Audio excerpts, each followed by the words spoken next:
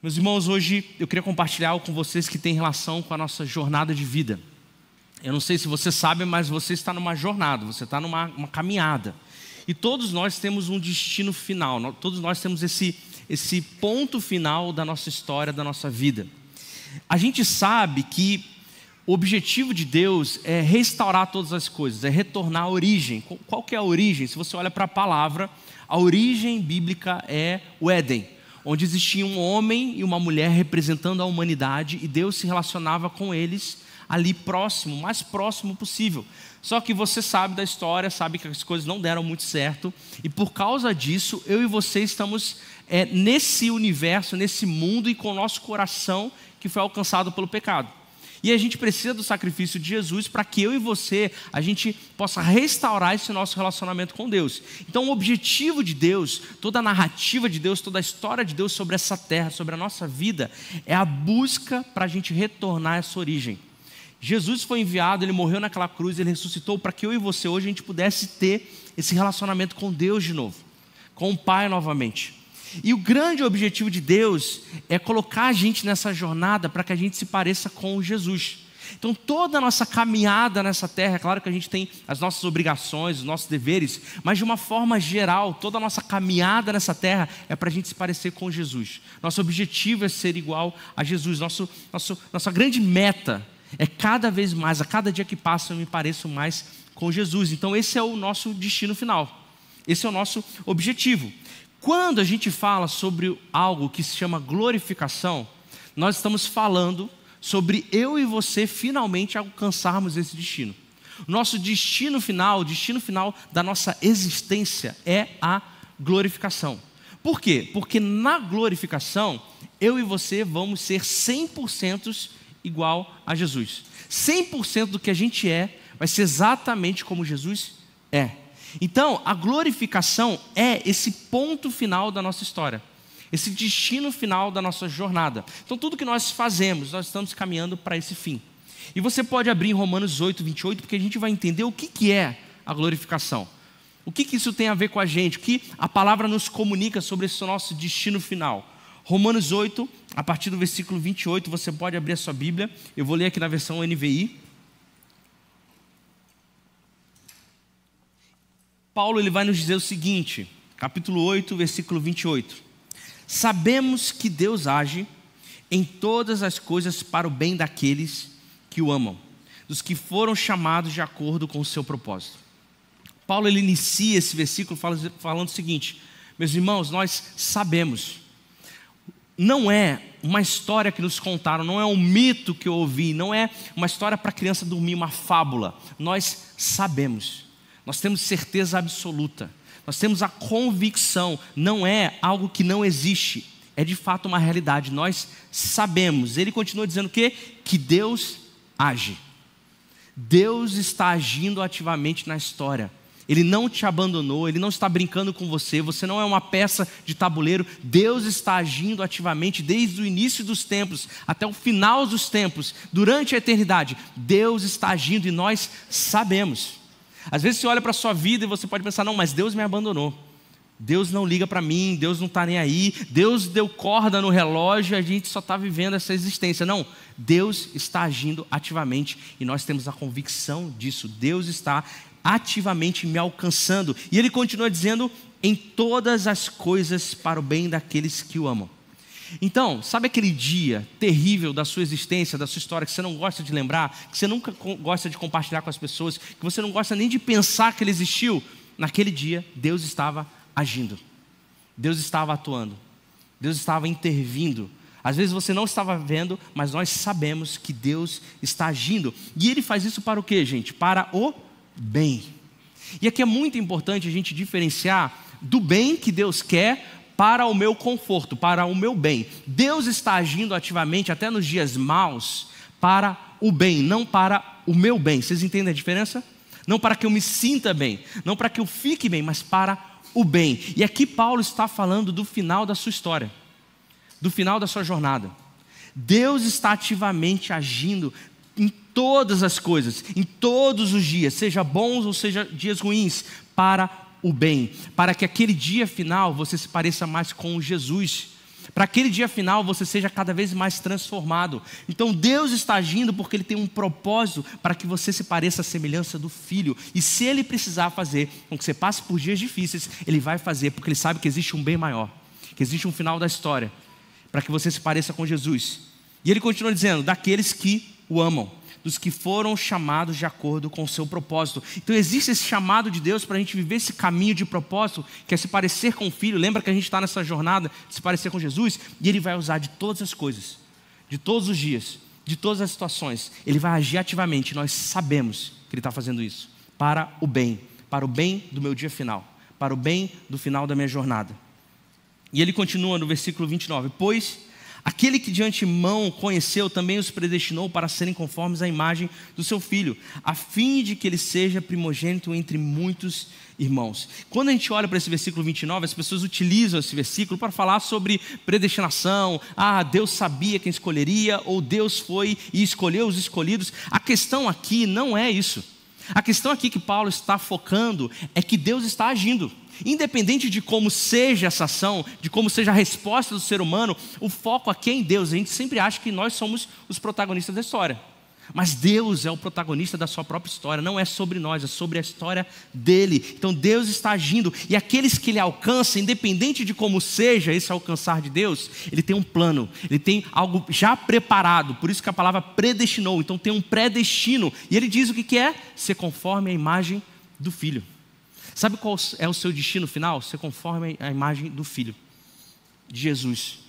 A sua jornada, a sua história, para que no final Deus possa olhar para você no dia que você encontrar com Ele e dizer assim, esse se parece com meu filho, esse se parece com Jesus. Então Deus está trabalhando ativamente e nós sabemos. E Ele continua, versículo 30, e aos que predestinou, ou seja, aqueles que estão nesse destino que Deus preparou, também chamou, aos que chamou também justificou, aos que justificou também glorificou. Então você percebe que existe algumas etapas aqui. Isso aqui não está à toa aqui. Paulo está dizendo, olha, aqueles que foram alcançados, Deus está chamando eles. Esse chamado de Deus não é um chamado opcional. Quando Deus vai ao encontro da pessoa e Ele chama, a pessoa ela não consegue resistir. Eu não consigo não responder a isso. Quando Deus vai até você e Deus te chama. Então é um chamado interior do Espírito que me leva a iniciar esse caminho. Essa jornada de me parecer com o Filho, Deus me chama e me coloca nesse caminho e eu não tenho como não responder aquilo. Eu começo essa jornada, eu entro nesse caminho, eu começo a me tornar semelhante ao Filho. Então o Espírito Santo começa a trabalhar em mim. Mais uma vez aqui o foco está em Deus. O foco está na ação divina que nos alcança. E Ele continua dizendo, aos que justificou. Então se Ele te encontrou, se Ele chamou, se você está aqui, meu irmão e minha irmã, não é à toa. Você não escolheu estar nesse dia que Deus está ativamente agindo. Nós sabemos disso, trabalhando na sua história, para que você esteja aqui esse dia, ouvindo a palavra de Deus, louvando ao nome dEle. É por isso que você foi alcançado. E aí Ele pega você e te justifica. Sabe o que isso quer dizer? Quer dizer que agora é possível você trilhar esse caminho.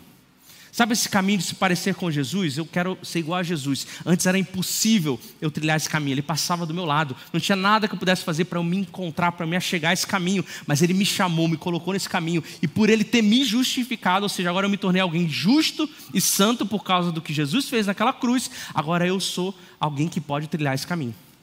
Você entende que antes isso era impossível? Você não conseguia. Era impossível você entrar nessa jornada de se parecer com Jesus, mas Deus te puxou, tirou da morte, te deu vida, te deu o Espírito dele. Agora você é colocado aqui, capacitado para trilhar esse caminho, e você só pode trilhar esse caminho porque você se tornou justo e santo. Não importa o que você fez na sua história, não importa o que você fez na sua história, não importa o que você vai fazer, não importa o que você vai fazer. Sabe por quê? Porque tudo isso é sustentado pela morte de Jesus, e graças a Deus por isso. Porque se fosse por nós, a gente nunca poderia trilhar esse caminho. A gente nunca poderia entrar nesse caminho. E Ele continua dizendo que aquele que Ele justificou, Ele também glorificou. E o interessante aqui, se a gente pensa na glorificação como algo que ainda vai acontecer, por que Paulo está usando isso no passado? Paulo está usando no passado, sabe por quê? Porque isso é tão certo que vai acontecer que você já pode dizer que aconteceu. Entende? Sabe, você vai sair daqui e almoçar? Você tem certeza disso? Amém? Então isso é tão certo que você já pode dizer no passado. É tão certo, porque Deus me alcançou e me justificou, que eu vou ser glorificado, que eu já posso dizer que isso aconteceu, que isso já é passado. Porque em parte, eu e você já nos parecemos com Jesus. Nós temos o Espírito dele, nós buscamos a santidade, nós desejamos mais a ele. Então em parte nós já somos glorificados. Mas na totalidade ainda não aconteceu. Mas Paulo chega e fala: meu irmão e minha irmã, nós sabemos que Deus está agindo para o nosso destino final, para a gente se parecer com o Filho. Então isso é tão certo, que você já pode dizer no passado, como se isso já tivesse sido realizado na sua vida. Para entender isso um pouco melhor, eu quero dar uma ilustração. Imagina que numa ponta de uma linha, de uma jornada, de uma vida, a gente tem Jesus. Então vou imaginar que Jesus está aqui, esse é o nosso objetivo final, ok? E a gente tem a linha da nossa vida, da nossa jornada, da nossa caminhada. E na outra ponta dessa linha, a gente tem alguém que a gente considera que seja uma pessoa maligna. A gente tem na história várias pessoas desse tipo, mas vamos nomear aqui. Vamos supor que aqui na ponta está Hitler. Ok? Hitler na nossa história é a maldade encarnada, é aquela pessoa usada pelo diabo que causou um mal na humanidade na história, que marcou para sempre. Então numa ponta nós temos Jesus e numa ponta nós temos Hitler, ok? Imagina agora você que foi alcançado, você que busca a Deus, e aqui está a linha da sua vida, e você é colocado nessa linha, e aí você começa a ler mais a Bíblia, você começa a orar mais, você começa a buscar santidade, você começa a ser restaurado, você começa a vencer seus pecados, você começa a ter mais dos frutos do Espírito, você começa a fluir em dom, servir a sua igreja, você começa a ser uma pessoa melhor. Por mais que você tente fazer isso, por mais que você busque fazer isso, por mais que você se esforce em fazer isso, a distância entre o seu eu hoje e quem Jesus é glorificado ainda é muito grande. Não é que você é igual a Hitler, ok? Mas a distância de que estamos de Jesus glorificado, ela é tão grande que a distância do mal, ela é quase insignificante. De tão longe que nós estamos de quem Jesus é. Entenda o seguinte, nós não somos igual a Hitler. Nós fomos colocados nesse caminho, nós podemos perseguir esse caminho. Mas por mais que eu me esforce, que eu tente, que eu busque, que eu ore, que eu faça tudo, e aqui não é uma desculpa para você não fazer, ok? Se você é cristão, esse é o seu dever. Mas por mais que você busque, você consegue avançar um pouco nessa linha, mas ainda assim você fica distante de quem Jesus é hoje glorificado. Mas vai chegar um dia em que você vai chegar nesse destino final. Vai chegar um dia que você vai ser glorificado assim como Jesus é. E nesse dia, eu e você vamos nos parecer 100% com quem Jesus é. É por isso que é tão importante a gente aprender sobre glorificação, porque a gente está falando do nosso grande objetivo, do nosso destino final, daquilo que a gente mais almeja, que é se parecer com Jesus. Não porque a gente vai ter alguma bênção, e a gente é abençoado sim, mas porque quando eu me pareço com Jesus, eu finalmente vou ter aquele relacionamento da origem com Deus Pai. Então, quando a gente fala sobre justificação, é que a gente não podia trilhar isso, e a gente é colocado. Mas quando a gente fala sobre glorificação, é quando esse caminho ele é percorrido e eu finalmente alcanço meu objetivo final. Isso é glorificação. E para a gente entender o que acontece com a gente, eu vou pedir para você abrir 1 Coríntios, capítulo 15, a partir do versículo 42. 1 Coríntios, capítulo 15, a partir do versículo 42.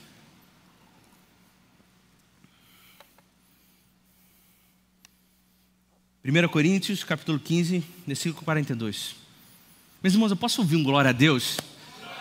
Se essa mensagem não te anima, não te traz esperança para o coração, meu irmão, vamos avivar nossa alma, avivar nosso espírito. Nós estamos falando de um caminho que nós podemos trilhar, que era impossível a nós. Versículo 42 diz: assim será com a ressurreição dos mortos. O corpo que é semeado é perecível e ressuscita imperecível. É semeado em desonra e ressuscita em glória. É semeado em fraqueza e ressuscita em poder. É semeado um corpo natural e ressuscita um corpo espiritual. O que nós vemos aqui é uma escada que eu e você estamos trilhando. Só que em vez de ser uma escada de subida para a nossa vida melhorar, é uma escada de descida. A cada dia que você acorda, você fica um pouquinho mais velho. Sim ou não? Surge uma nova dor que você não imaginava, num lugar que você não sabia. E a cada dia que você acorda, você começa a fazer exame que você nunca nem imaginou que era possível. Por quê? Paulo ele vai dizer, olha, existem essas duas escadas, uma que desce e uma que sobe. A que desce é onde nós estamos. Não dá para fugir disso, meus irmãos. É um corpo que ele é perecível, ele se deteriora. A cada dia que você passa é um novo fio branco de cabelo. É um corpo que literalmente ele vai quase que se definhando, apodrecendo. A gente vai rumando e descendo essa escada. É um corpo de desonra que ele vai dizer. Quer dizer que quando eu e você, a gente morrer, a gente não tem mais controle do nosso corpo, então a gente não tem mais honra de ter controle. Então as pessoas podem fazer o que quiser. Vão pegar a gente, vestir e botar no caixão. Então você não teve controle sobre isso. A outra coisa que ele vai dizer é que é um corpo de fraqueza. É um corpo impotente, que a cada dia fica com um pouco menos de vida. É um corpo quebrado. Eu lembro que quando eu tinha 19 anos, eu podia fazer o que eu quisesse. No dia seguinte eu acordava renovado, estava pronto para outra. Hoje em dia eu preciso de uma semana. A gente teve retiro dos jovens agora e ainda não me recuperei. Então é esse corpo natural, que é limitado. Ele fala, é um corpo natural, é limitado pela natureza. Você precisa comer para continuar vivendo. Você precisa dormir para continuar vivendo. Você precisa fazer as coisas fisiológicas para continuar vivendo. Você não consegue não dormir e não comer. Você precisa dessa necessidade. Por quê? Porque é um corpo que é controlado pelas necessidades da alma. Você não tem como fugir disso. Ninguém consegue fugir disso. Então essa sequência é uma sequência de perda de dignidade, de descer essa escada cada dia mais. Cada dia mais. E se tem uma certeza que nós temos nessa vida é o quê? Que todos nós vamos morrer. É essa escada descendo até a morte. Dá para fugir disso, gente? Não dá. É o nosso caminho. E ele continua, e ele faz um paralelo a isso, dizendo que existe um outro tipo de corpo. É um corpo que é imperecível, cheio de glória, de poder, é um corpo espiritual. Quer dizer que é um corpo que ele não se decompõe, ele não envelhece, que ele tem dignidade, que ele tem honra, que ele tem esplendor. É um corpo que ele não se enfraquece ao longo do tempo, ao contrário, ele tem a vida vivendo nele. Ele não fica fraco, ele está sempre forte. E é um corpo espiritual, diferente desse corpo que nós temos, é um corpo regido pelo Espírito, conduzido pelo Espírito. Então o que ele está dizendo é que primeiro nós precisamos descer a escada. Se a gente quer subir a escada, depois a gente primeiro precisa descer. Primeiro precisa morrer, para que depois a gente suba essa escada desse novo corpo. E aí, gente, é muito importante que Paulo nos diz que o corpo importa. Você não vai morrer e virar um fantasma atravessando parede. Você vai ter um corpo físico, ok? Um corpo físico como você tem hoje, só que é um corpo com uma outra natureza. Você vai viver nessa terra aqui. O céu não é nosso destino. O céu vai descer sobre essa terra e nós vamos reinar com Cristo nessa terra. Jerusalém vai vir e tudo aqui vai ser restaurado. E com esse novo corpo nós viveremos com Ele. E ele continua ainda no versículo 44, da metade do 44 para frente. Se há corpo natural, ou seja, se há esse corpo aqui que nós temos, há também um corpo espiritual. Assim está escrito: o primeiro homem, Adão, tornou-se um ser vivente, o último Adão, espírito vivificante. Não foi o espiritual que veio antes, mas o natural, depois dele o espiritual. Quando a gente olha para a história da Bíblia ela é em torno de dois homens. Primeiro Adão, depois Jesus. Adão, ele veio e ele precisou ser vivificado. A vida precisou entrar nele para que ele começasse a viver. Então ele está dizendo, eu e você somos esse corpo. Esse corpo que a gente precisa da vida sendo derramada sobre nós. A gente não consegue gerar vida por nós mesmos. Então a gente precisa que alguém nos dê vida. É igual eu falei, o Espírito nos dá vida, a gente precisa comer, a gente precisa dormir. Então se tem esse corpo, tem também um corpo espiritual. Esse corpo espiritual é do último Adão. Espírito vivificante. Ou seja, o último Adão, que é Jesus, ele não precisa que coloquem vida sobre ele. Ele tem a própria vida dentro dele. A própria vida que está dentro dele. E diz que primeiro veio o espiritual e depois, primeiro veio o natural e depois o espiritual. Ele está dizendo que não tem como a gente ir para essa escada espiritual de se tornar, se transformar nesse novo corpo, se a gente não passar pelo natural. Então nós estamos vivendo essa vida, gente, a vida é difícil, tem dias difíceis, tragédias, mas nós não conseguimos alcançar a glorificação se a gente não passa por essa vida. Ninguém vai direto para a glorificação. Então, diante das situações difíceis que nós vivemos nesse dia, sabe o que nós temos que fazer? Dobrar o nosso joelho e orar a Deus, e falar: Deus, me dê força, porque eu sei que isso aqui faz parte da vida, esse corpo corruptível, cheio de pecado, mas eu sei que há algo que me aguarda, algo que me espera, que é estar glorificado com o meu Cristo, e eu sei que eu preciso passar por isso. Não tem saída. A vida não é para você escapar da dor. A vida é um convite de Deus para você reavaliar, ver de forma diferente a dor, porque ela faz parte. Ela faz parte, principalmente do que é cristão. Quando Jesus virou para a gente e falou assim: me segue e toma a cruz, não é para uma vida confortável. Ele falou: ó, você tem que morrer igual eu, sofrer igual eu. É isso que faz parte da vida. E aí ele continua no versículo 47 e diz: o primeiro homem era do pó da terra, está falando de Adão. O segundo homem dos céus. Não é que Jesus, ele veio dos céus e se materializou nessa terra. Não, ele nasceu de uma mulher, ele viveu aqui, ele foi criado, ele aprendeu. O que ele está dizendo é que, como ele tinha esse espírito vivificante nele, outra coisa regia a vida dele. Outros propósitos, outros princípios. Nós que nascemos nesse corpo de morte, existem princípios terrenos que nos regem. Tanto que a gente tem ambições, a gente deseja, e nada de errado nisso. Mas a forma de vida, o estilo de vida de Jesus era de outra forma. Tanto que quando eu e você alcançamos a Jesus, ou Jesus nos alcança, a gente muda os nossos princípios. Aquilo que você desejava, você já não deseja mais. Porque agora tem outra coisa divina regendo a nossa vida. Então ele está falando dessas duas linhagens. Ele está falando, olha, o terreno quer coisas terrenas e vai morrer. Mas o celestial, aquele que foi alcançado por Jesus, ele começa a viver propósitos divinos. E ele tem outro ponto de parada. O ponto de parada do cristão não é a morte. Sabe quando você aprende na escola? Você nasce, cresce, reproduz e morre. Quando você se converte, Deus coloca mais um ponto na sua vida. Agora você nasce, cresce, reproduz e morre, e você é glorificado. Então quando eu olho para a morte, é claro que é um dia triste, é um dia difícil, a gente perdeu a gente que a gente ama, mas eu olho para aquilo ali e falo, esse não é o meu destino final, esse não é a minha porta final, a minha linha de chegada. Isso aqui é só mais um passo, porque meu próximo passo, minha linha de chegada, realmente onde eu vou chegar é me parecer com o Filho, ser glorificado como Ele, viver como Ele nesse novo corpo, reinando como Ele sobre essa terra. Então a gente começa a reavaliar as coisas da nossa vida. A gente obviamente sente tristeza, e ninguém quer morrer, gente.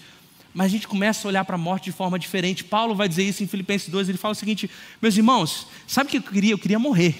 Eu queria estar morto, porque morto eu vou estar igual ao meu Jesus, glorificado igual a Ele. Eu vou estar vivendo com Ele, mas por causa de vocês eu decido permanecer. Parece que ele está até chateado. Ele está, por causa de vocês que não aprendem, eu tenho que continuar nessa terra. Mas eu queria era mesmo estar com o meu Jesus glorificado, porque esse é o meu destino final. Esse é o lugar que eu vou. É ali que eu vou viver eternamente com Ele.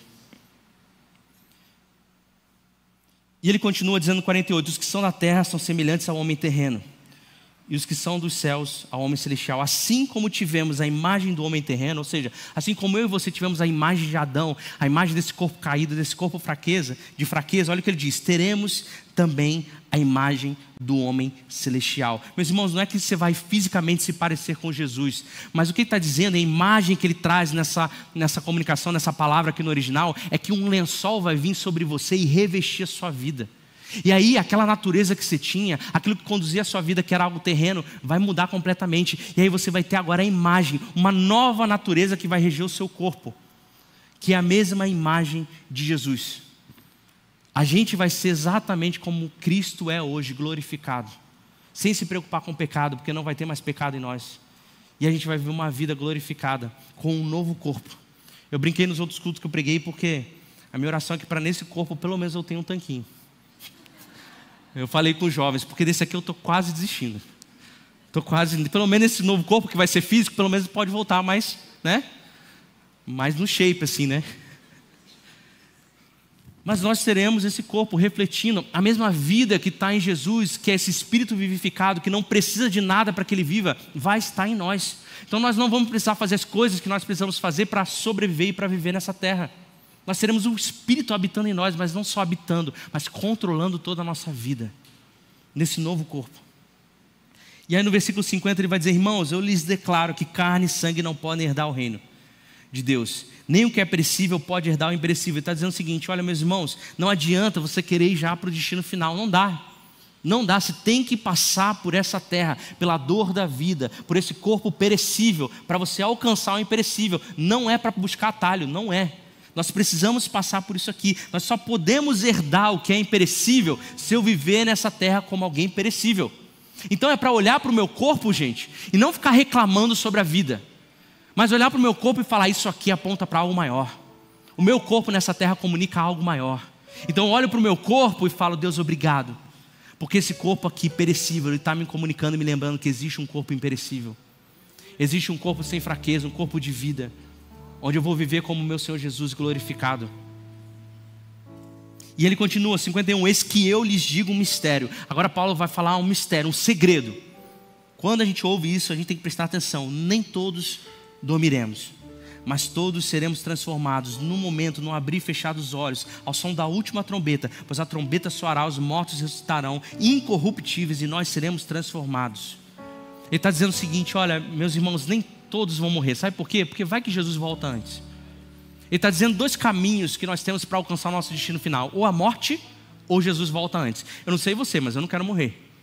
Se eu morrer, glória a Deus, mas eu oro para que Jesus volte, para que Jesus venha. Se Ele não vier, glória a Deus, eu quero falar igual Paulo, eu estou muito melhor. Mas o caminho que nós temos são esses dois caminhos, ou de morte ou da volta de Jesus. Nem todos vão morrer, porque vão estar aqui quando Jesus voltar. E Ele vai dizer, num momento, num abrir e fechar dos olhos, ao som da última trombeta. Aqui não é uma trombeta literal que nós vamos ouvir, mas Ele está dizendo, ilustrando, naquela época, quando um general ele ia para a guerra com o seu exército, ele tocava a trombeta e ele reunia todo o exército dele. Ele está dizendo, vai ter um dia, num piscar de olhos, que Jesus vai reunir todos os santos dessa terra, todos aqueles que foram alcançados por Ele, e num piscar de olhos eles serão transformados, seja aqueles que estão vivos ou aqueles que morreram. Eles serão transformados como Jesus é, e num piscar de olhos. Pois é necessário que aquilo que é corruptível se revista de incorruptibilidade, e aquilo que é mortal se revista de imortalidade.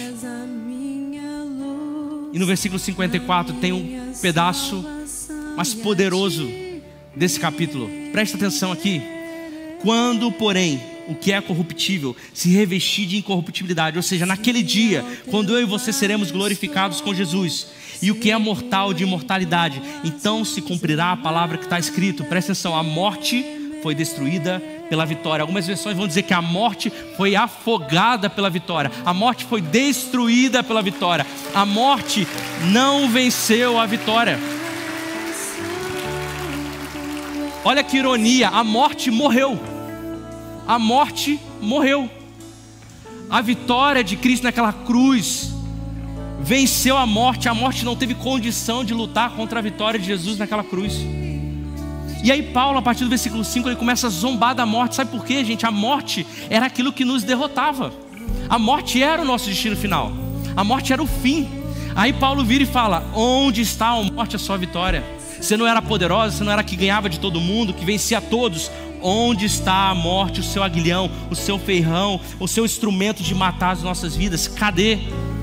Jesus venceu naquela cruz.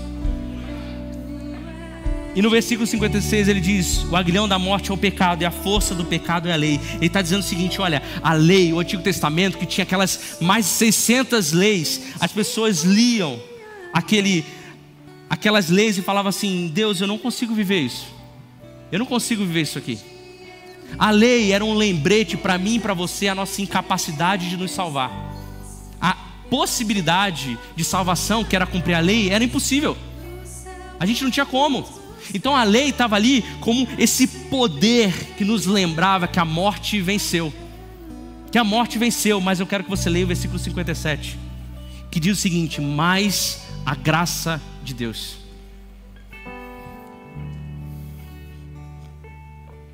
Mais a graça do nosso Deus.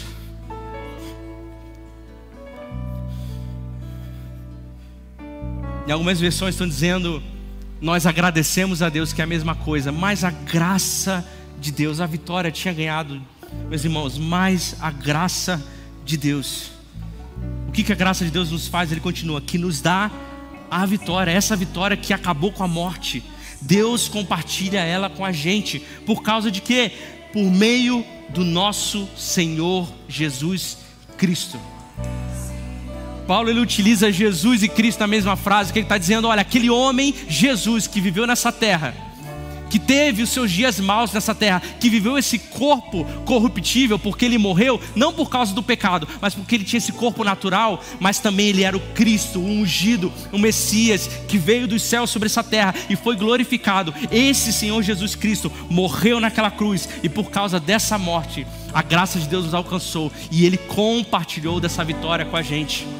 Então nós podemos repetir o que Paulo falou, olhar para a morte e dizer, morte, cadê a sua vitória? Cadê a sua vitória contra nós? E ele finaliza no versículo 58 e diz, portanto, meus irmãos, por causa disso tudo, por causa dessa revelação, meus amados irmãos, mantenham-se firmes e que nada os abale. Sejam sempre dedicados à obra do Senhor, pois vocês sabem que no Senhor o trabalho de vocês não será inútil. Sabe por quê? Porque nós sabemos, nós temos certeza Nós temos a convicção de que o nosso destino final é com Jesus glorificado. Então, meus irmãos, mantenham-se firmes, que nada os abale no dia mal, quando a família estiver mal, quando seus filhos estiverem mal, quando seu marido ou sua esposa estiver mal, quando seu PGM estiver mal, quando seu ministério estiver mal, quando seu trabalho estiver mal, a faculdade, a escola estiver mal, nada os abale. Mantenham-se firmes em oração, se dedicando à obra do Senhor, jejuando, lendo a palavra, se colocando para que Deus use vocês, que nada os abale. Por quê? Porque a morte não venceu, porque a morte não conseguiu, e porque nós estaremos com Ele glorificados. Esse é o nosso destino final. E isso tem que trazer esperança nos nossos dias, para que quando a gente acordar e vai viver aquele dia que a gente sabe que é um dia difícil, Deus, eu sei que eu preciso passar por isso, porque aqui não é o meu destino final, e a morte não é o meu destino final.